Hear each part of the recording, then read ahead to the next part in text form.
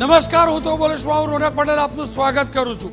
આજનું ટાઇટલ છે હું સત્ય બોલવાનું નહીં કરું બંધ, એટલા માટે કે આપ તમામના આશીર્વાદથી અને વિશ્વાસથી એબીપી અસ્મિતાનો આ કાર્યક્રમ 600 એપિસોડ પૂરા કરી ચૂક્યો છે।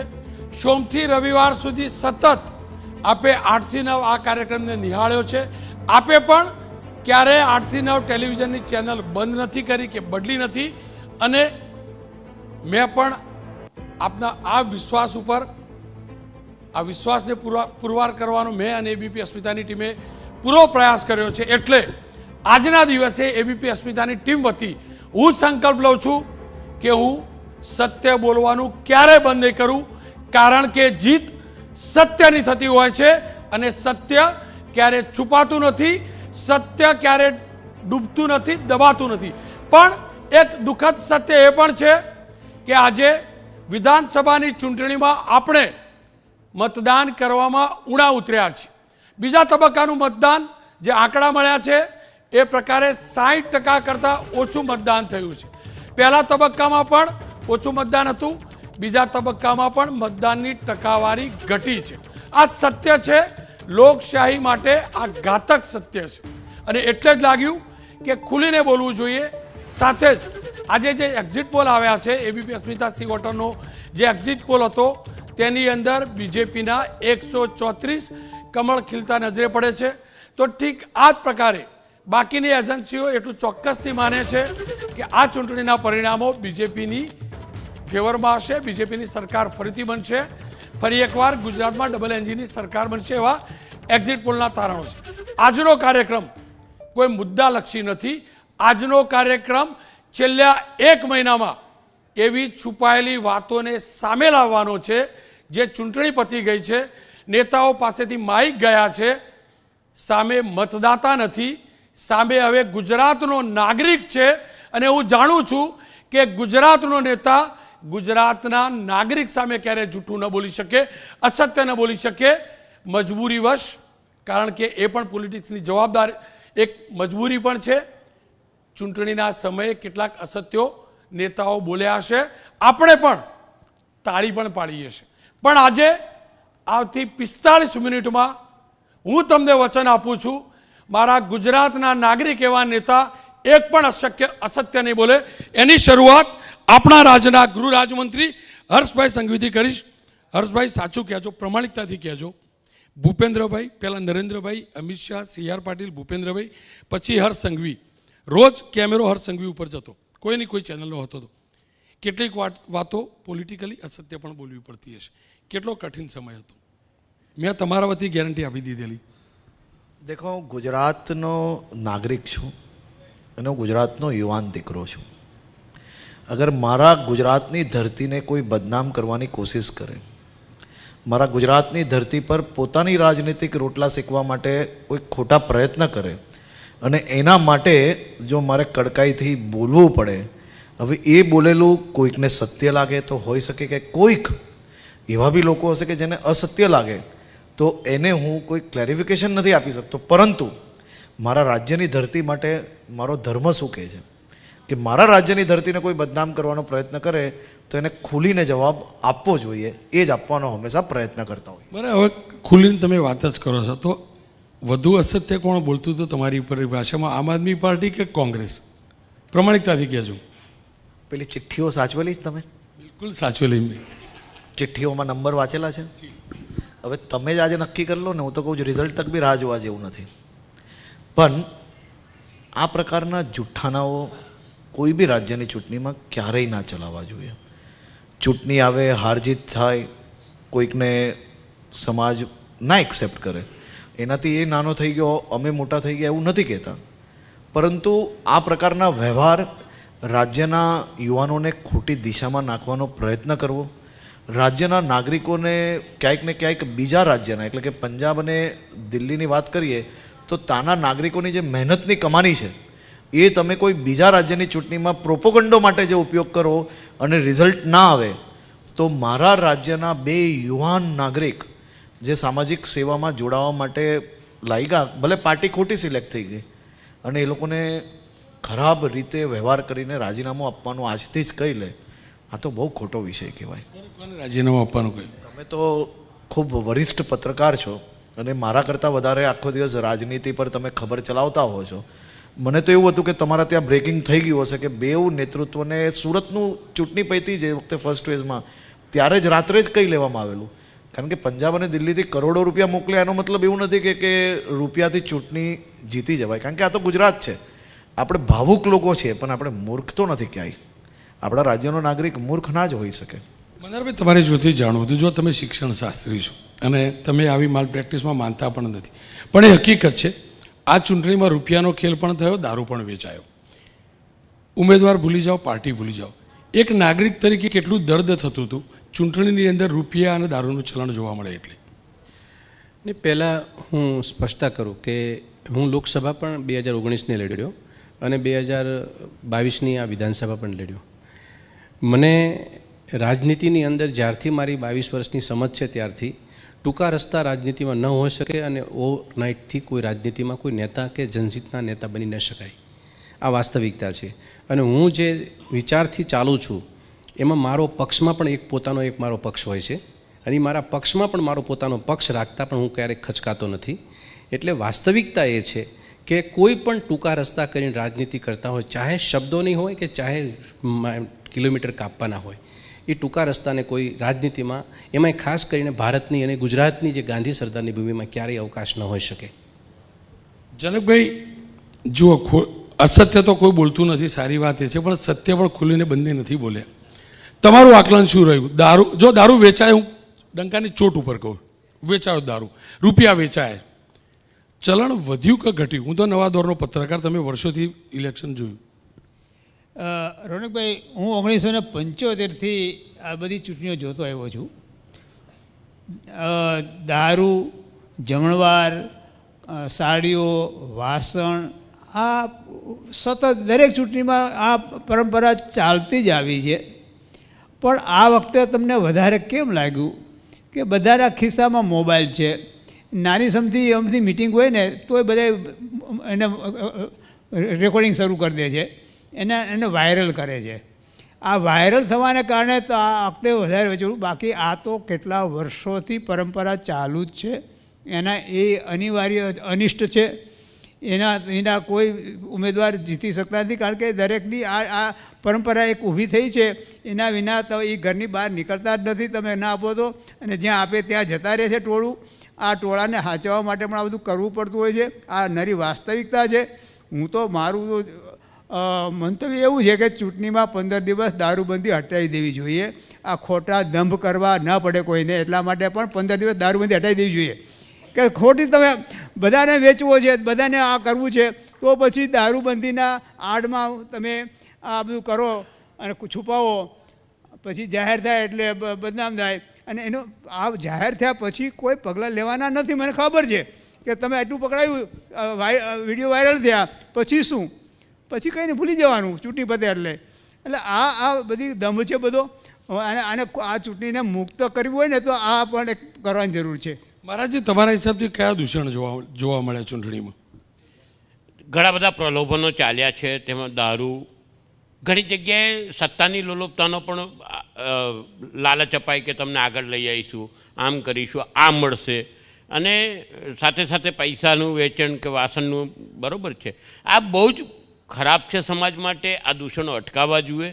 અને ઘણી જગ્યાએ હું તો એવું પણ મેં જોયેલું છે કે ઘણા ઉમેદવારો ગાંજો પણ પીવડાવે, ગાંજરીઓને. ગાંજો ક્યાંથી કોઈ ના પીવે મહારાજજી? કોને પીધો ગાંજો મને કહો. નામ ન આપી શકું, પણ આ સત્ય હકીકત છે ને આ કડવું સત્ય છે ને મેં જોયેલી વાત કરું છું. દિલીપભાઈ, મને એ કહો, હવે બોલવામાં કીધું એમ આપણને કોઈ તકલીફ ફેલાય નહોતી હોતી. આ નેતાઓની જે સભાઓમાં ભીડ આવતી હતી, તમારા હિસાબથી શું ભાવ ચાલતો હતો? એક વ્યક્તિને કેટલા રૂપિયા આપવામાં આવતા હતા? એ તો જે પેલા વિડીયો આવે એ પ્રમાણે છે. રોડની જે મજૂરી થતી હોય એ 200 રૂપિયાનું પેટ્રોલ અને 500 કે 800 રૂપિયાનો જે રોજ થતો હોય એ ભાવ ચાલતો હતો અને જાહેરમાં હતો. એટલે તો કંઈ બહુ સરપ્રાઇઝ નથી. આ ચૂંટણીમાં જે બાકીની જે મૂળ વાત એ હતી ને કે ચૂંટણી પંચ હોય એના કરતાં એ છે એવું લાગવું જોઈએ ને એ નથી લાગ્યું. મને લાગે છે આ ચૂંટણીનો સૌથી મોટો પોઈન્ટ છે. એની હાજરી ક્યાં વર્તાય જ નથી. કેવું કેવું બોલ્યા છે ઉમેદવારોને, એકબીજાને મંચ ઉપરથી જાહેરમાં એકબીજાને બી ધમકી આપી છે. એટલે એકબીજાને જ્યારે ધમકી આપતું ત્યારે નાગરિકોએ તો સમસમીને બેસવાનું હોય ને. કોઈ કે ગોળી માર દઈશ ને, કોઈ કે જોઈ લઈશ ને, કોઈ કે દારૂ વેચવાની છૂટ આપીશ ને, કોઈ કે મારું નામ લેજો તો પોલીસવાળો નહીં પકડે ને, કોઈ કે તમારે બોગસ કરવું હોય તો બોગસ કરજો, અને કોઈ કે તમે જશો કર્મચારીમાં અરે ઓફિસમાં ટોપી પહેરીને તમારું કામ થઈ જશે. આ પ્રકારની ભાષાની અપેક્ષા ગુજરાતમાં ન હોય. બીક નહોતી ચૂંટણી પંચની, એ સૌથી મોટો મને આ હાઇલાઇટ લાગી આ चुटनी एनी हाजरी होवी भी જોઈએ અને વર્તાવી જોઈએ. गणेश भाई देखिए, महाराष्ट्र और गुजरात की हर हमेश कंपटीशन होती रहती है. नंबर वन कौन, औद्योगिक निवेश किसका ज़्यादा आता है, क्या होता है. लेकिन चुनाव में इस प्रकार की चीज़ें, रुपया बांटना, शराब देना, आप तो गुजरात को अब जानने लगे हैं, पिछली बार भी आए थे, इस बार भी देखा. ये सब बांटने में, बिगाड़ने में नंबर 1 महाराष्ट्र है हम लोग या गुजरात है मेरा? देखिए, ये कंपैरिजन तो करना बहुत मुश्किल है, क्योंकि दोनों तरफ वोट या सीट जीतने के लिए साम दाम दंड भेद जिसे कहते हैं वो सभी राजनीतिक पार्टियां करती हैं. लेकिन गुजरात में भी वही हाल है, क्योंकि पिछले 2017 के चुनाव में जब मैं आया था तो मैंने खुद स्टिंग ऑपरेशन किया था कि किस तरह इलेक्शन के टाइम पे बूटलेगर्स एक्टिव हो जाते हैं. और वही हमारे यहाँ ड्राई स्टेट नहीं है, इसलिए वहाँ तो खुलेआम बिकता है. तो कोई छुप के बेचता है, कोई खुलेआम बेचता है. बस सबका एक ही मकसद होता है कि रुपया बेचा जाता है, दे दिया जाता है. हमारे यहाँ तो बांटा जाता है, हम तो उसमें आगे हैं. हम आपसे आगे हैं वैसे. वहाँ कितना भाव है? हमारे यहाँ तो मैंने जो देखा 500 रुपया देते थे. बहुत कम है हमारे यहाँ तो. जो मतलब इतने प्लेयर्स होते हैं कि हर प्लेयर अपनी तरफ से पूरी कोशिश करता है कि कहीं ना कहीं एक लॉट हमारे लिए आए और उनको हम हमारे पार्टी के साथ जोड़ सकें. यार गुजरातમાં એનો મતલબ મોંઘવારી ઓછી છે, સસ્તામાં મતદાતાને ખરીદે છે. બિમલભાઈ, તમારા હિસાબથી આ ચૂંટણીમાં કયું દૂષણ જોયું જે ખરેખર દૂર થવું જોઈએ? આ વખતની ચૂંટણીમાં થોડુંક અલગ પ્રકારના દૂષણો જોવા મળ્યા. એક તો હું આપને કહું કે આ દારૂની વાત, તો દારૂ પકડાયા જ છે બધી જગ્યાએથી. સાડીઓ વેચવાની વાત ઉમેદવારોએ પોતે કર્યા છે. વાસણો વેચવાની વાત પણ આપણા ત્યાં આવી છે. પરંતુ સૌથી મોટું આ વખતે મેં જોયું છે કે જે પ્રમાણે, મને માફ કરે હર્ષભાઈ બેઠા છે, પરંતુ પોલીસ ડિપાર્ટમેન્ટના માધ્યમ દ્વારા બુટલેગરો ઉમેદવારોને ઊભા રાખવાની જે કોશિશ અને પ્રયત્નો થઈને કમ્પલ્સન ઊભા રાખ્યાને દબાવવામાં આવ્યા, આમનું કામ કરવાનું, આનું કામ નહીં કરવાનું, આ જે માનસિકતા અને જે વ્યવસ્થા ઊભી થઈ છે, મને લાગે છે કે બહુ દુઃખદ છે. અને ગુજરાત જેવા રાજ્ય માટે તો આ ખરેખર શરમજનક છે. બેન, તમે તો એકદમ સચોટ વિશ્લેષણ કરતા હો છો.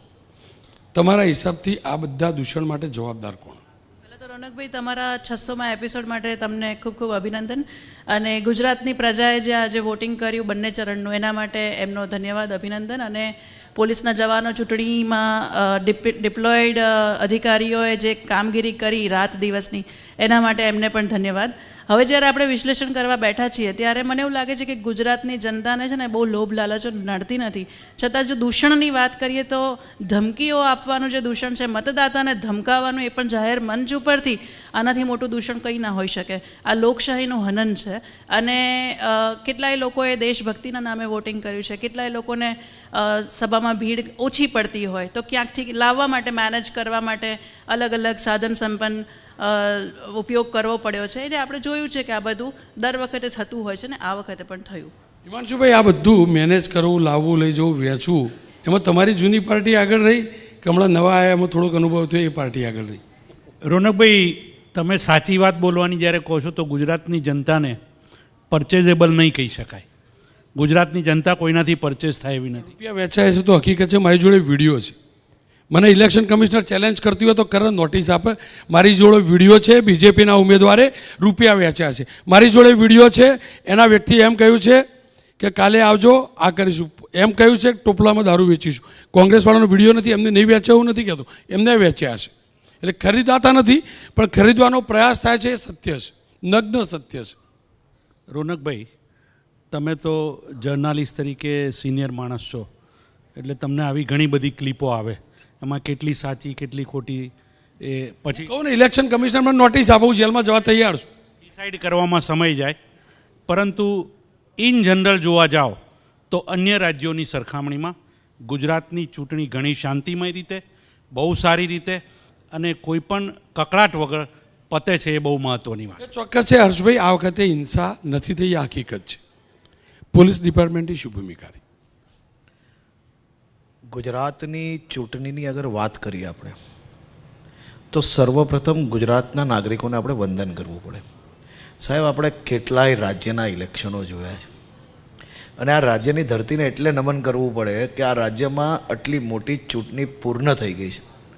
કોઈ એક હિંસા આપણી સામે આવી નથી. અનેક રાજ્યની ચૂંટણીઓ આપણે જોઈએ છે, એક તરફ મતદાનના આંકડા ને એક તરફ હિંસાના આંકડા આવતા હોય એ પ્રકારની પરિસ્થિતિ હોય છે.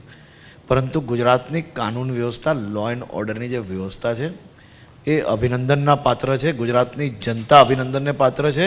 ઇલેક્શન કમિશનને ગુજરાતની જનતાને, ગુજરાતના યુવાન નાગરિક તરીકે હું અભિનંદન આપું છું કે આટલી ટ્રાન્સપરન્સી જોડે ઇલેક્શન કન્ડક્ટ ગુજરાતભરના દરેક ખૂણામાં કરાવ્યા.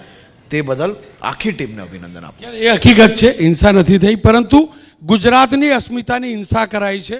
ગુજરાતી ભાષાની સત્યાનાશ વળાયો છે. અનેક નેતાઓ અનાપશના બોલ્યા છે.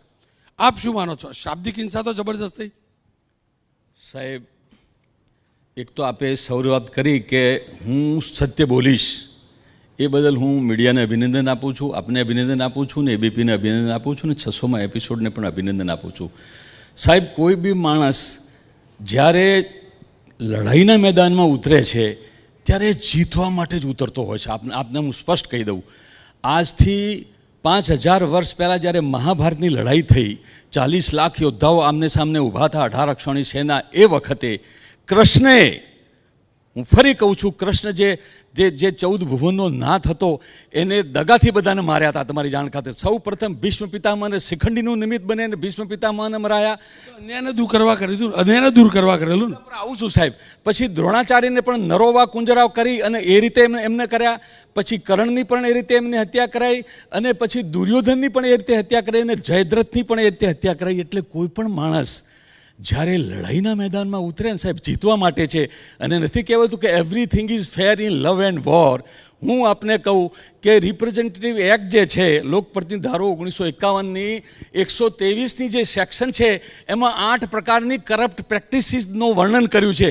પણ આપણા તમામ રાજકીય પક્ષો, તમામ રાજ્યોની અંદર કામ કરતા રાજકીય પક્ષો ફક્ત 8 પ્રકારની કરપ્ટ પ્રેક્ટિસીસ નહીં, આ પૃથ્વી ઉપર આ ભારત દેશની અંદર જેટલી કરપ્ટ પ્રેક્ટિસીસ થઈ છે બધી એ કરતા હોય છે અને એ કરવાના. સાહેબ, 1945ની અંદર જ્યારે આપણને આઝાદી મળવાની ચર્ચા થતી ત્યારે Churchill was the prime minister of England. એને કીધું કે આ દેશને આપણે લોકશાહી આપીશું, લોકશાહી આપણને મળી છે, આપણે આઝાદી મેળવી છે, એનું સ્વાગત કરું છું ને શહીદોને શ્રદ્ધાંજલિ આપું છું. પણ એને કીધું હતું ભારત દેશની અંદર ગલીએ ગલીએ, ઘેર ઘેર 5-5 ને 100 રૂપિયાથી મત વેચાશે, એવી એ વખત એની આગાહી હતી. અને સાહેબ, હમણાં ખરેખર ચીફ જસ્ટિસ, આપણી જે 5 સુપ્રીમ કોર્ટના જજીસ જે છે એની જે ખરેખર કોન્સ્ટિટ્યુશન બેન્ચે કીધું કે વેર ઇઝ શેષાન, ટીએન શેષાન ક્યાં છે? ટીએન શેષાન તો ક્યાંય દેખાતો નથી. હું આ પક્ષ કે પેલા પક્ષની ટીકા કરવા માગતો નથી સર, પણ 70 પક્ષો અહીંયા ચૂંટણી લડ્યા છે. ભારત દેશની અંદર સેંકડો પક્ષો, બધાની આ રીત રસમ છે. હવે તમને કોઈ ઇન્દુલાલ યાજ્ઞિક મળવાનો નથી, હવે કોઈ તમને રવિશંકર મહારાજ મળવાનો નથી, હવે કોઈ ઠક્કર બાપા મળવાનો નથી, હવે કોઈ જુગતરામ દવે મળવાનો નથી, હવે કોઈ ગાંધી મળવાનો નથી અને હવે કોઈ સરદાર મળવાનો નથી સાહેબ. અને જ્યારે સેવા કરવા માટે માણસો, સેવાની ખરીદી કરવા માટે જે તમામ રાજકીય પક્ષો સાહેબ 5-10 કરોડ ટિકિટ માટે આપે, 10-20 કરોડ રૂપિયા ખરેખર તો સેવા ખરીદવા માટે આ ખરેખર શક્ય નથી. તો હું તો એમ કહું છું કે તમામ રાજકીય પક્ષોએ ભેગા થઈને જો ચૂંટણીને આપણે ભ્રષ્ટાચાર મુક્ત કરીએ તો 90% રાજકીય આગેવાનો સંન્યાસ લઈ લેશે. અને એ જ પ્રકારે જે આપણું જે એડમિનિસ્ટ્રેશન છે, આઈએએસ અને આઈપીએસ ઓફિસરો અને બધા ક્લાસ 2 ઓફિસરો, ત્યાં પણ જો આપણે દેશને ભ્રષ્ટાચાર મુક્ત કરીએ તો 90% અધિકારીઓ રાજીનામું આપી દે અને પાનના ગલ્લા ચાલુ કરે. એ પ્રકારની પરિસ્થિતિ આ દેશની અંદર થઈ રહી છે સાહેબ. એટલે હું આપને એક બીજી વસ્તુ કહું કે યુપીનું જ્યારે ઇલેક્શન, હું બધા પક્ષોની વાત કરું છું સર, મેં આ પક્ષ કે પેલા પક્ષની કંઠી પહેરી નથી. એડીઆરનો રિપોર્ટ હતો કે ઉત્તર પ્રદેશની અંદર 324 સીટો માટે 50,000 કરોડનો ખર્ચો થયો છે, તમામ પક્ષોએ કર્યો છે, જેની શક્તિ વધારે હતી અને વધારે કર્યો. એ પ્રમાણે ગુજરાતમાં એડીઆરના રિપોર્ટ પ્રમાણે સાહેબ 10,000 કરોડનો ખર્ચો થયો છે, જેની ક્ષમતા પ્રમાણે બધાએ ખર્ચો કર્યો છે. એટલે એક સીટ પાછળ ગુજરાતની અંદર 50 થી 55 કરોડનો ખર્ચો થયો છે. એટલે હવે મહાભારતના વોરની અંદર જો આટલો દગો થતો હોય તો આ દગો ચાલુ રહેશે. હવે તો જનતા ખરેખર આને, તમામ રાજકીય પક્ષોના આગેવાનો, તમામ જનતા મેદાનમાં આવીને નક્કી કરે કે ભાઈ ચૂંટણીને તમે ભ્રષ્ટાચાર મુક્ત કરો તો દેશમાંથી ખરેખર રામ રાજ્ય આવે, બાકી ના આવે. ધીમનભાઈ, આજે 40-45 લાખની લિમિટ આપણને તો ખબર બી નથી, પગારદારને 40-45 તો આખા જીવનમાં ના બચે, પણ આ 40-45 લાખની લિમિટ ખરેખર સાચી છે. ચૂંટણી પણ જાણે છે કે આંખ બંધ કરીને ખેલ જોયા રાખે છે. આપણે ચોખ્ખું બોલવા માગીએ છીએ. સૌપ્રથમ તો 600માં એપિસોડ બદલ રોનક આપને અને આપની સમગ્ર ટીમને અભિનંદન. તમે જે ચૂંટણી પંચનો મુદ્દો ઉઠાવ્યો, ચૂંટણી પંચ દર વખતે આપણને આચારસંહિતાની વાત કરે, આદર્શ આચારસંહિતા, પણ આચારસંહિતા સંપૂર્ણપણે કાગળ ઉપર રહે છે. તમે જુઓ, આપણે 2022માં છીએ. 1952માં સૌથી પહેલી ચૂંટણી જ્યારે ભારતમાં થઈ એ વખતે પણ એમાં દારૂ વહેંચાતો હતો, એ વખતે પણ પૈસાના પ્રલોભનો અપાતા હતા. એના ડોક્યુમેન્ટરી એવિડન્સ આપણી પાસે. અને આ ચૂંટણીઓમાં પણ દારૂ, પૈસા, બધાનો ખેલ, તમે કીધું તમારી પાસે વિડીયો છે, પ્રમાણે થાય છે. હા, એક ફરક છે, 52ને એ સમયે ચૂંટણીમાં જેનો દારૂ પીવે, જેના પૈસા લે, એને લોકો વોટ આપતા હતા. અત્યારે હવે લોકો દારૂ પી જાય છે, પૈસા લઈ લે છે, પણ વોટ જેને આપવો હોય એને જ આપે. જરૂર નહીં કે જેને પૈસા આપે એને જ વોટ આપે, જરૂર નહીં કે જેને સભામાં જવા માટે પૈસા લીધા એને જ વોટ આપે. મને લાગે છે કે આ જે આખું વાતાવરણ છે, તમે જુઓ, આ ઇલેક્શનમાં ફર્સ્ટ, સેકન્ડ બંને ફેઝમાં 60% જેટલું મતદાન થયું. એટલે જે 40% લોકો નિરાશ છે, એની નિરાશાનું એક અગત્યનું કારણ આ પણ છે. આજે ચૂંટણી વ્યવસ્થા આપણા દેશમાં છે, એનાથી આ લોકો નિરાશ છે. અને તમારા સર્વે પ્રમાણે બીજેપીની સરકાર બને છે. સરકાર તો બીજેપીની બનશે, ભલે આટલી સીટો ના આવે, કદાચ ઓછી સીટો પણ આવે, પણ લાગે છે કે સરકાર બનતા પહેલાં ગુજરાતના 40% લોકોએ આવનારી સરકારની સામે નો કોન્ફિડન્સ મોશન, અવિશ્વાસનો પ્રસ્તાવ મૂક્યો છે. એમને આ સિસ્ટમમાં શ્રદ્ધા નથી. ખેર, તમે આ ટેલિવિઝનના સ્ક્રીન ઉપર એક વિડીયો જોતા હતા. હું પડકાર ફેંકું છું, આ વિડીયો ટેમ્પર છે એવું કોઈ પણ સાબિત કરે તો મને જે સજા મળવી જોઈએ સજા ભોગવવા તૈયાર છું. દાવા સાથે કહું છું, આ વિડીયો સાચો છે. હા, ઉમેદવારો નકલી નોટ લાવતા હું જાણતો નથી, પણ દ્રશ્યમાં નોટ દેખાય છે એ મારા દેશની કરન્સી છે. અને મને દર્દ એ વાતનું છે, મારા દેશના મતદાતાને ખરીદવાનો આ ચૂંટણીમાં પણ પ્રયાસ થયો છે. રાજુભાઈ, પ્રમાણિકતાથી કહેજો, આ દૂષણ દૂર કરવું શક્ય છે કે અશક્ય? દૂષણ દૂર કરવું શક્ય છે. પ્રથમ તો આપે જે 600 એપિસોડ હું તો બોલીશ પૂર્ણ કર્યા માટે આપને અને આપની ટીમને ખૂબ ખૂબ અભિનંદન.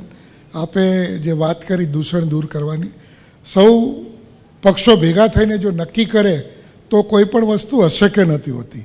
આપે જોયું હશે કે આ વખતે જે રીતે ભાષાનું પણ શાલીનતા ગુમાવી વિરોધ પક્ષોએ, ખાસ કરીને આપણા યશસ્વી પ્રધાનમંત્રી ઉપર જે રીતે વિરોધ પક્ષે જે રીતની તુલનાઓ કરી, જે રીતે ટીકાઓ કરી અને એકદમ હલકી ભાષાનો જે ઉપયોગ કર્યો, એ આપણે ધારીએ તો આપણે એને એવોઇડ કરી શકીએ એમ છીએ. બધાને લાગુ પડે છે. કોઈ સામા પક્ષ તરફથી એવી કોઈ ભાષાનો ઉપયોગ નહોતો થયો જેથી તમારે આવું બોલવું પડે. એટલે આ ખૂબ જરૂરી છે કે પોલિટિક્સની અંદર દરેકની હાર જીત એક પ્રક્રિયા છે, પણ એના લઈને તમે એટલા બધાના નીચે ગીરી જાઓ કે જેનાથી તમારું પાર્ટીનું અને તમારું પણ પદ એટલું જ નીચે જતું રહે. આપ તો સાહિત્યના માણસ છો, અને સાહિત્યના માણસ જોડે અસત્ય શબ્દ હોય જ ના શકે. આપ શું માનો છો? કેટલા પ્રકારના, જો આ કંસનો બહુ ઉપયોગ કર્યો નેતા હોય, કંસ કયું, સાપ કયું, રાજનીતિના કંસ કયા કયા, ચૂંટણીમાં કયા કયા પ્રકારના કંસ, કયા કયા પ્રકારના દૂષણ? રોનકભાઈ, સૌપ્રથમ તો આપને ખૂબ ખૂબ શુભેચ્છાઓ. અમારો લીંબડી રાજકવિ શંકરદાનજી દેથા એમ કહે છે કે સત્ય વક્તા, રંજન સભા, કુશળ દીન હિતકાજ, બેપરવા દિલ કા બડા વો હી સચ્ચા કવિરાજ. એટલે અમારા કવિરાજ માટે તો સત્ય શબ્દ છે એકદમ નજીકથી છે. બીજી વાત મને એવું ચોક્કસ લાગે છે કે જે તે સમયે જે તે ઘટનાઓ ઘટ્યા કરતી હોય છે એમાં સમયનો પ્રભાવ ખૂબ મોટો હોય છે. એટલે એમાં માણસ પણ એમાંથી બચી નથી શકતો, માનવ સમૂહ પણ નથી બચી શકતો. જેમ કે હમણાં જ એક તાજેતરમાં જ આપણા એક બહારથી આવેલા એક બહુ જ મોટા મંત્રીએ મને જ્યારે વાત કરી કે અમે ગુજરાતને શું કામ સ્વીકારીએ છીએ? એટલા માટે સ્વીકારીએ છીએ કે ભારત દેશના અન્ય રાજ્યો છે ગુજરાતને મોડેલ તરીકે સ્વીકારે છે. હું પોતે રાજકીય પાર્ટીનો એક વ્યક્તિ છું, કુશળ કલાકાર છું, મોટું નામ છે, હું લોકોની વચ્ચે રખડું છું. આપ જે દૂષણો કહો છો મને જોવા નથી મળતા, કારણ કે હું એ સમૂહનો વ્યક્તિ જ નથી. મારે દારૂ સાથે સંબંધ નથી, મારે એની સાથે, એટલે મને જોવા નથી મળતું. પણ બીજાને, હવે આપે જે હમણાં વિડીયો બતાવ્યો અને કીધું કે ભાઈ આ પૈસા વેચાય છે, તો મને અત્યારે હું જોતો ત્યારે એવું યાદ આવ્યું કે અહીંયા ચૂંટણીમાં પૈસા વેચાય છે એ નહીં, અમારા ડાયરામાં ગોળ થાય છે એ બંધ નથી થતી, એમાં આ ક્યાં જ થાય? હું પણ એ સમૂહનો નથી, પરંતુ આ હકીકત છે. મેં સગી આંખે આ દ્રશ્યો જોયા છે અને આ દ્રશ્યો હું ક્યારે ખોટા છે એવું એટલે ન કહી શકું, હું જાણું છું. અને એ જ કારણ છે પ્રામાણિક લોકો રાજનીતિમાં નથી આવતા. પ્રમાણિક વ્યક્તિએ, મારા જેવા પગારદાર વ્યક્તિએ 40-50 લાખ રૂપિયા જે આચારસંહિતા પ્રમાણે છે ને એ આખું કાઢી નાખે ને તો ભેગા થતા નથી, અને 40-50 લાખ તો દેખાવ પૂરતા છે. તમે તો બહુ રાજનીતિને જોયા, પ્રમાણિકતાથી કહેજો કેટલા રૂપિયામાં ચૂંટણી લડાય? મારે લડવી આવતી વખત કેટલા ભેગા કરું? આ બધા આંકડાઓ છે એને તમે સંગ્રહી રાખો અને પછી જ્યારે લડવાનો સમય આવે ત્યારે તમે એની સરવાળો કરજો. તમે જોયા ને એમ કે અને હવે તમે કહો, એટલે પરિસ્થિતિ એવી છે કે દરેક માણસને ચૂંટણી જીતવા માટે જ ચૂંટણી લડવી છે, અને ચૂંટણી જીતવા માટે જ લડવાની હોય એવી પરિસ્થિતિ હોય ત્યારે કોઈ જ મર્યાદા ના હોય, ના જીભની મર્યાદા હોય, ના ભાષાની મર્યાદા હોય, કે ના બીજા બધા પ્રલોભનોની મર્યાદા હોય. આ સંજોગોમાં ચૂંટણી લડવા માટે આંકડો ફિક્સ કરવો એ તો ખૂબ અઘરું છે, પણ મતદાર અને ટિકિટ બેની જે સ્થિતિ છે એ જ સ્થિતિ અત્યારે ઉમેદવારની છે એવું વ્યક્તિગત માનું છું. દિનેશભાઈ, કયા દૂષણ જોયા તમે? દૂષણો તો ઘણા બધાને વર્ષોથી ચાલે છે. હું લગભગ 40 વર્ષથી તો હું જોઉં છું આ દૂષણોને. પહેલાં શેરી મોલ્લાના છોકરાઓ પણ ક્રિકેટ કીટ માંગતા હતા, એટલે એક બહુ નાનું વોલ્યુમ કહેવાય, અને ક્રિકેટની કીટ આપે એટલે ખુશ થઈ અને કામ કરે, એ પ્રકારની વાત હતી. પણ અને હું ખાસ બીજી વાત કરું કે સુરત તો ટેક્સટાઇલ હબ છે. ઓલ ઇન્ડિયામાં જ્યાં પણ ચૂંટણી લડાતી હોય ત્યાં સુરતમાં લાખો કરોડો રૂપિયાની સાડીઓ જે તે સ્ટેટમાં, બિહારમાં, મહારાષ્ટ્રમાં કે યુપીમાં બધે જ ઠેકાણે જતી હોય છે. એટલે આ તો બહુ લાંબા ગાળાનો પ્રોસેસ છે ને. બિલકુલ વેચવી જ પડે ને, આપી. દર 6 મહિને ચૂંટણી થઈ જો ગરીબના ઘેર સાડી જ જાય, આખા વર્ષના કપડાં આવી જાય, આમાં તો બીજું કંઈ વાંધો નહીં આવે. ભાઈ તમારે નવસારીથી સિંગદાણા જાય જોડે દારૂયા જાય, બધું જ જાય છે. ક્યાંય કોઈ પણ ખૂણો, નવસારી નહીં, ગુજરાતનો કોઈ પણ ખૂણો એવો નહીં હોય કે ચૂંટણી આવે અને કહેવાય કે ચૂંટણીમાં બહુ આ સ્કોડ બનાવવામાં આવે, આ સ્કોડ બનાવવામાં આવે, આ સ્કોડ બનાવવામાં આવે. એ સ્કોડ પણ મને લાગે પૈસા લેવા માટે બનાવવામાં આવતી હોય છે. બહુ સત્ય બોલું છું, કારણ કે ત્યાં પણ નાકાબંધીમાં પણ શું કયા પ્રકારનું ચેકિંગ થાય છે મેં જોયું છે. ત્યાં પણ કેવી રીતે લાગતા જવા દેવામાં આવે છે એ જોયા છે. એટલે ખરેખર જે કહેવાય છે એ થતું નથી અને બધા જ દૂષણો ચાલુ છે. જે તમે છેલ્લે ગીતા જ્ઞાન, ગીતાબેન તમારું જ્ઞાન શું રહ્યું? આ ખરેખર એક સન્નારી રાજનીતિમાં આવી આ બધું કયા પ્રકારની ગંદકી જોઈ? બિલકુલ આપની વાત સાચી છે, અને લોકશાહી રીતે નુકસાનકારક એટલે છે કારણ કે દારૂ ને જે બધા વેચાણો થાય છે, ક્યાંક તો મેં એવા શબ્દો પણ સાંભળ્યા છે રોનકભાઈ એઝ એ મહિલા તરીકે કે ભાઈ પ્લાસ્ટિકવાળી બોટલ, કાચવાળી બોટલ, આવા બધા શબ્દો, આવા બધાના શબ્દોનો મેં સામનો કર્યો છે. એટલે દૂષણ હું એટલે શા માટે ગણું છું? એટલે ગણું છું કે કોઈ પણ વ્યક્તિ લડવા આવે છે કે કોઈ પણ પાર્ટીની અંદર હોય તો એ લડવા આવે છે તો પહેલાં 5 કરોડનો ખર્ચો કરશે તો એ સામે પેલો 10 કરોડનો ખર્ચો કાઢવાનો પહેલો પ્રયત્ન કરશે. એટલે ભ્રષ્ટાચાર વધુ થવાની સંભાવના આની અંદર એટલે રહે છે. ક્યારેક વિરામ લઈશ, પરંતુ વિરામ પર જતાં પહેલાં એ પણ હું સત્યતાથી કબૂલીશ કે બધું અંધકારમય નથી. અનેક ઉમેદવારો પ્રમાણિક પણ છે, અનેક ઉમેદવારો પ્રમાણિકતાથી લડ્યા પણ છે, અનેક દૂષણો જોવા મળ્યા, એ સત્ય છે. એટલું જ બીજું એક સત્ય એ પણ છે કે અન્ય રાજ્યોની તુલનામાં આપણા ત્યાં ઘણી સારી અને સકારાત્મક વાતો પણ ચૂંટણીમાં જોવા મળતી હોય છે. અને સ્વાભાવિક રીતે જ જેટલી મારી ઉંમર છે એટલો રાજકીય અનુભવ ધરાવતા વ્યક્તિ જ્યારે હોય તો મારા કરતાં વધુ એની ઉપર પ્રકાશ પડી શકે. હું વાત કરું છું નીતિનભાઈ પટેલી સાહેબ, તમે તો કેટલી ચૂંટણી લડ્યા, કેટલી લડાઈ, કેટલી જીત્યા, કેટલી જીતાડી. હું અગાઉ વાતો કરતો તો દારૂ વેચવાની, રૂપિયા વેચવાની, તમે જોયું હશે, કેમ કે તમે પત્રકાર હતા તો કદાચ મારા કરતાં વધુ બુલંદ અવાજથી બોલતા પણ નેતા હતા એટલે કદાચ નહીં બોલ્યા હોય. બધું ભૂલી જઈએ તો આપે આખી રાજકીય કારકિર્દીમાં ગુજરાતની રાજનીતિની સકારાત્મક વાતો ચૂંટણીમાં કહી જોઈએ?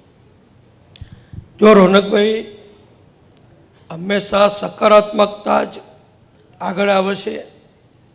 કોઈ નકારાત્મકતા હોય, કોઈ ખોટું તત્વ હોય તો કદાચ ટેમ્પરરી થોડો સમય ચાલે છે, પણ સાચી વાત જ, સત્ય જ લાંબુ ચાલે છે. અને એટલે જ આપણો મુદ્રાલેખ છે દેશનો કે સત્યમેવ જયતે. ટેમ્પરરી ખોટો માણસ ફાવી જાય, પણ લાંબો સમય જો તમારે રાજકારણમાં રહેવું હોય, વ્યવસાયમાં રહેવું હોય કે કોઈ પણ પ્રવૃત્તિમાં રહેવું હોય, તો તમે જેટલા સાચા સકારાત્મક હો તો તમારા ગ્રાહકોમાં, તમારા વર્તુળમાં, તમારા ગ્રુપમાં જેમાં તમે કામ કરતા હો એમાં તમે વધુ સ્વીકારાતા હોવ છો. એવી રીતે હું એમ કહું કે ભારતીય જનતા પક્ષ એ હંમેશા સત્યથી ચાલીને સાચી વાતો પ્રજા સુધી લઈ જવાવાળો પક્ષ છે. દાખલા તરીકે જ્યારે અમે એમ કહેતા હતા કે રામ મંદિર બનાવીશું, બનશે, ત્યારે કેટલાક પક્ષના મિત્રો એના પ્રશ્નાર્થ કરતા હતા. આપણો દેશ તો આ પરંપરાવાળો દેશ છે, સેંકડો વર્ષ પહેલાં બની ચૂક્યું છે, અને તમે શા માટે બદલવા માગો છો, શા માટે નવા પ્રશ્નો ઊભા કરો છો? પણ એ બધું જ બાજુમાં રહ્યું ને રામ મંદિર બનવાનું લગભગ પૂર્ણ થવાયું, પણ દેશની અંદર બીજા ધર્મમાં પણ કોઈ જાતની સહેજ પણ કોઈ વિરોધી ભાવના ઊભી થઈ નથી. એટલા માટે નથી થઈ કે બધા જાણતા હતા, દરેક ધર્મના લોકો જાણતા હતા કે રામ મંદિર હતું ને બનાવવું જોઈએ, એમાં કોઈ પ્રશ્ન નહોતો. ક્યાંક રાજકારણ વચમાં આવતું હતું, એ દૂર થઈ ગયું.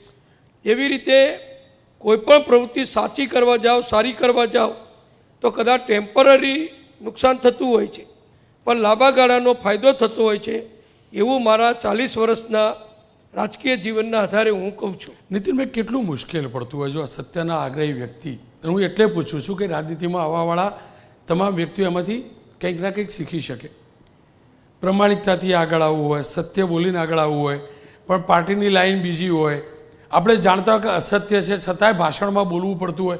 આ કેટલું અઘરું પડતું હોય? કેવી રીતે નૈસર્ગિક રીતે નેતા કેવી રીતે બોલી લેતા હોય? ઘણું અઘરું પડતું હોય છે, કારણ કે જો રાજકારણમાં પાર્ટીની પોલિસી, પાર્ટીના સિદ્ધાંતો એ દરેક કાર્યકરને લાગુ પડે છે. વ્યક્તિગત વિચાર કોઈનો કોઈ બાબતમાં જુદો હોઈ શકે, અને માનવ છે એટલે માનવને જેમ આપણામાં કહેવત છે કે મસ્તિષ્કે જુદા જુદા અભિપ્રાય હોઈ શકે, પણ જ્યારે આપણે કોઈ સંગઠનમાં કામ કરતા હોઈએ તો એ સંગઠનની નીતિ એ કાર્યકરની નીતિ થઈ જાય છે. પછી એ કોંગ્રેસને લાગુ પડે ને ભાજપને લાગુ પડે ને બીજા પક્ષોને લાગુ પડે. દાખલા તરીકે કોંગ્રેસમાં ઘણા મિત્રો, ઘણા એટલે હજારો મિત્રો અમને કહે છે કે અમે રામ મંદિર માટે સંમત છીએ, દેશને કાશ્મીર ભારતમાં ભેળવી દેવા માટે 370 કલમ દૂર કરવી એ જરૂરી હતી, એવું અમે સ્વીકારીએ છીએ. પણ એ વ્યક્તિઓ, એ કાર્યકરો, એ નેતાઓ જાહેર મંચ ઉપર આ વાત નથી બોલી શકતા, કારણ કે કોંગ્રેસના સિદ્ધાંતોથી, કોંગ્રેસની જાહેર કરેલી નીતિથી એ જુદું પડતું. આવું તો બીજેપીમાં ક્યાંક જુદું, બીજેપીમાં પણ બને.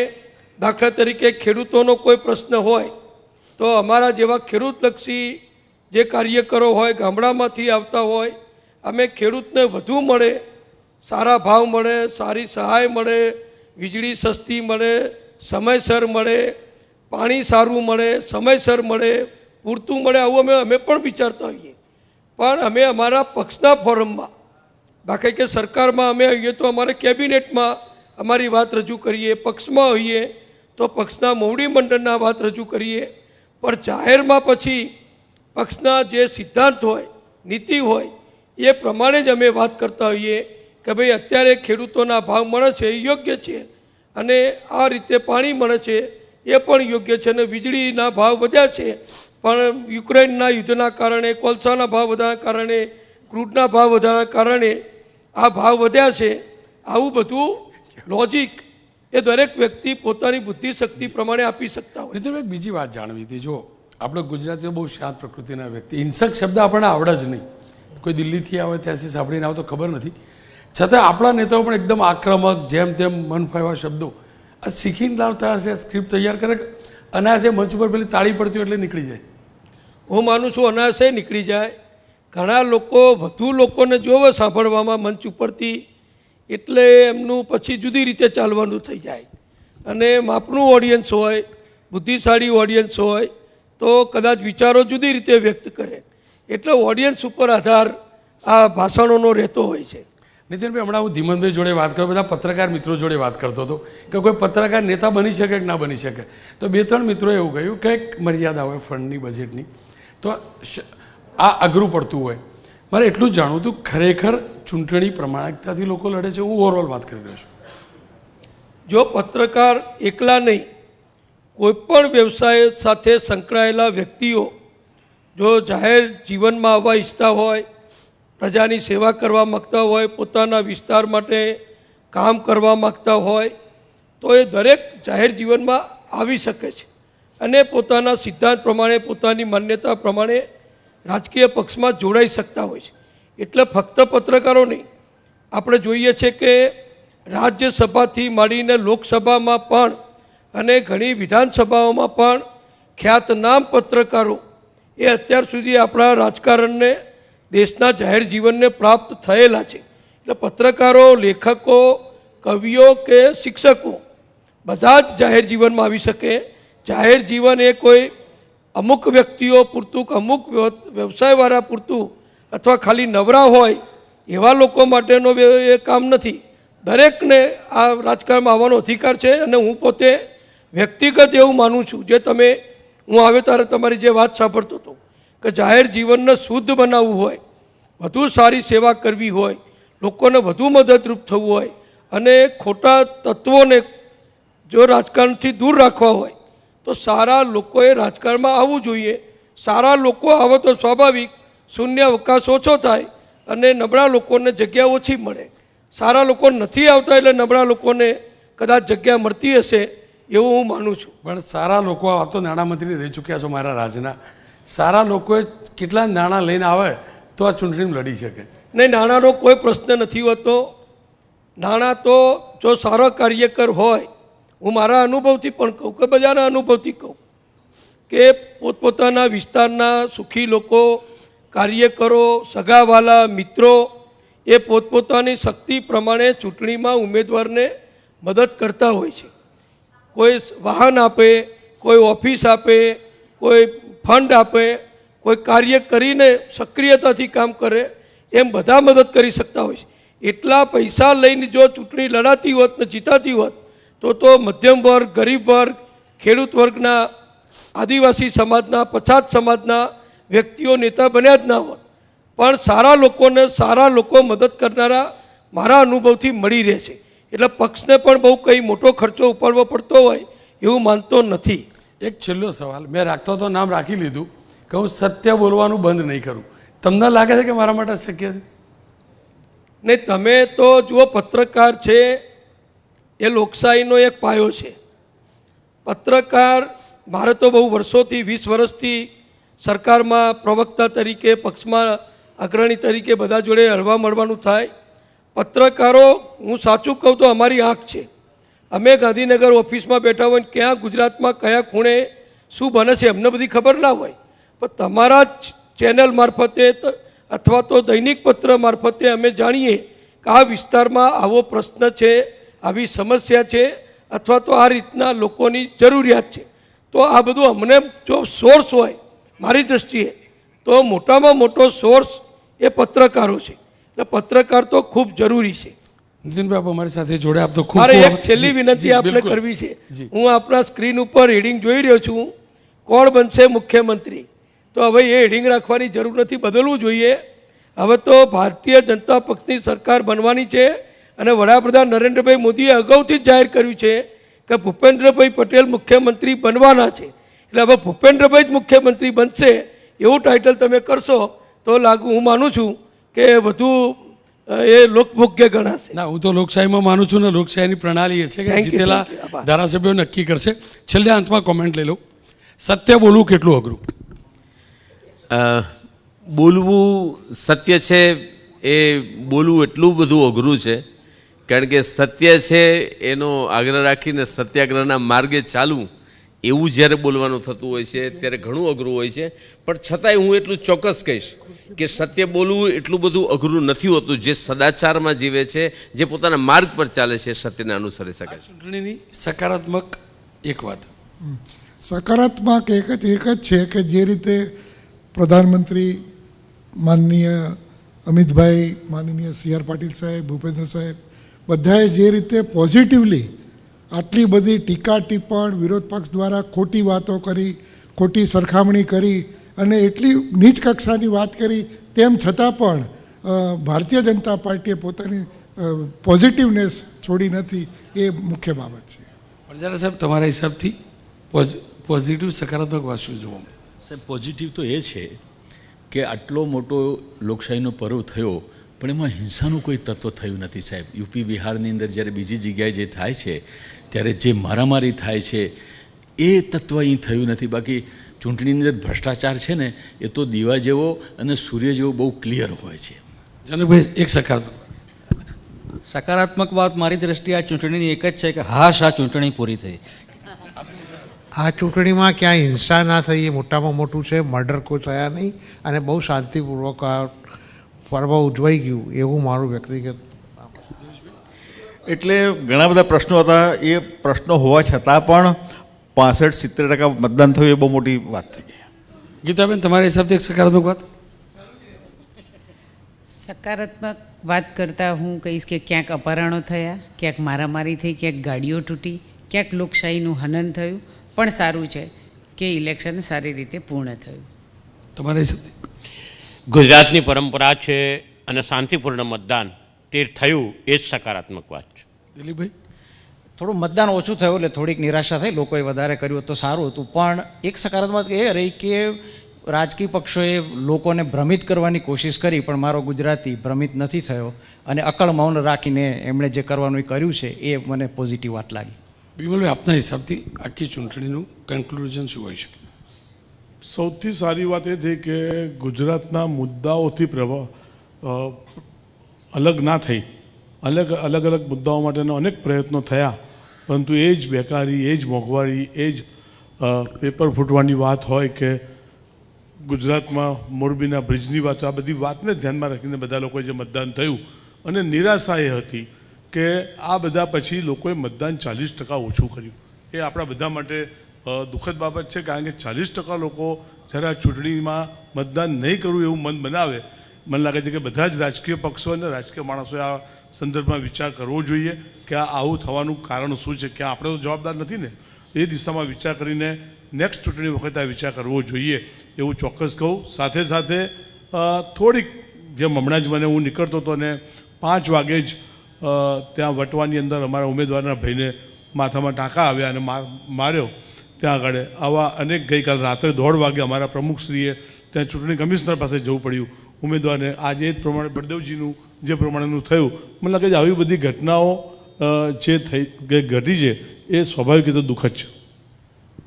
જનકભાઈ, આપના હિસાબથી આટલી મોટી ઇવેન્ટ હોય, લોકશાહીની સૌથી મોટી ઇવેન્ટ હોય, ઘણી સકારાત્મક વાતો જોવા પણ તમને કઈ જોવા મળી? નહીં, આપણે તો અન્ય રાજ્યોના ઘણા ઇલેક્શનો જોઈએ છીએ, ટીવી પર જોઈએ, સમાચાર જોઈએ છે, પણ આ સ્થિતિમાં ગુજરાતનું એક અલગ ગુજરાતની અલગ તાસીર છે, ગુજરાતની અલગ સંસ્કૃતિ છે. આપણને ક્યારેય આવી ચૂંટણીઓ પસંદ પણ નથી. માત્ર એક ઉમેદવારે એક ડાન્સરને બોલાવી તો આખા ગુજરાતમાં એના રિએક્શનો આવ્યા કે આ ગુજરાતની સંસ્કૃતિ નથી. એટલે ગુજરાતની એની સંસ્કૃતિને વળગી રહ્યું છે, એ મોટી વાત છે. આપના હિસાબથી કોઈ સકારાત્મક વાત? મારે એ કહેવું છે કે આ વખતે પોઝિટિવ વાત એ છે કે 80 વર્ષના જે મતદારો હતા એમને ઘરે જઈને મત આપવા માટેની વ્યવસ્થા કરવામાં આવી અને માનનીય વડાપ્રધાનની અપીલ ઉપર મોટી સંખ્યામાં યુવાનોએ, નવા મતદારોએ અને મહિલાઓએ વોટિંગ કર્યું. એ પોઝિટિવનેસ છે. મારી સાથે બીજેપીના પ્રદેશ અધ્યક્ષ CR પાટીલ જોડાયેલા છે. પટેલ સાહેબ, તમારા હિસાબથી આખી ચૂંટણીની સકારાત્મક વાત કઈ રહી? જો અમને તો બહુ બધા કહેતા હતા કે તમે બોલવા નહીં દેતા, પેલા નહીં બોલવા દેતા, ગુજરાતમાં મીડિયાનો અવાજ દબાવવામાં આવે, ખરેખર સકારાત્મક વાત શું રહી? મને લાગે છે કે ગુજરાતની જે સંસ્કૃતિનું ફરીથી પ્રદર્શન થયું. અન્ય રાજ્યોના ઇલેક્શનોની અંદર જે બનાવ બને છે એમાંનો એક પણ બનાવ અહીંયા નહીં બન્યો. પહેલાં સ્પેલની અંદર પણ એક સામાન્ય પણ અનિચ્છનીય બનાવ બન્યો નહીં. બીજા સ્પેલમાં કેટલીક ફરિયાદો આવી છે, એમાં કેટલીક કથિત છે અને કેટલીક યોગ્ય બની પણ હશે, તો એની તપાસ પણ થાય અને યોગ્ય એને સજા મળે એના માટે પણ પ્રયત્ન થાય. પરંતુ આવું ઇલેક્શન થઈ શકે એ તમે જે ગુજરાત બહારના પત્રકારો આવે છે કે અધિકારીઓ આવે છે એમને પણ નવાઈ લાગે છે કે આ ગુજરાતમાં આટલા શાંતિથી આ રીતે મતદાન થઈને કેવી રીતે ઇલેક્શન પૂરું થાય છે. હું એના માટે તમે જે જાગૃત રાખો છો બધાને, જે કદાચ કોઈ કેન્ડિડેટ અથવા પાર્ટી કંઈ ભૂલ કરે અથવા ન કરવા જેવું કરે ત્યારે તમે જે રીતે એની પર તૂટી પડો છો એના કારણે કોઈ મર્યાદા ઓળંગી શકતા નથી. એના માટે તમને બધાને પણ ખૂબ ખૂબ અભિનંદન આપું છું. ખૂબ ખૂબ આભાર આપનો સાહેબ.